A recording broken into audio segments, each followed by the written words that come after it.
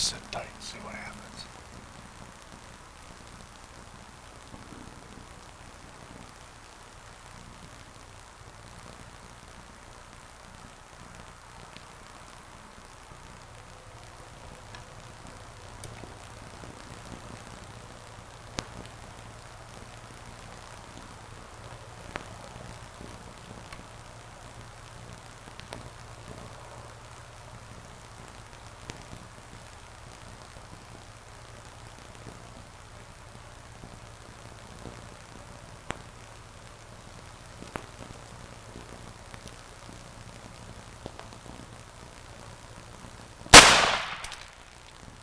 It's ours.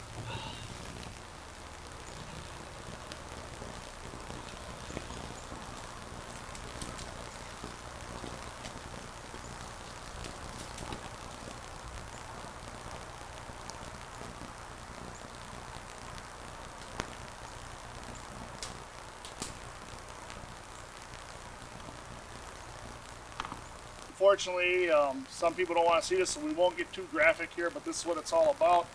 Now, this is a small, young buck. It's antlerless, actually. I didn't know, I mean, it was jotting through there.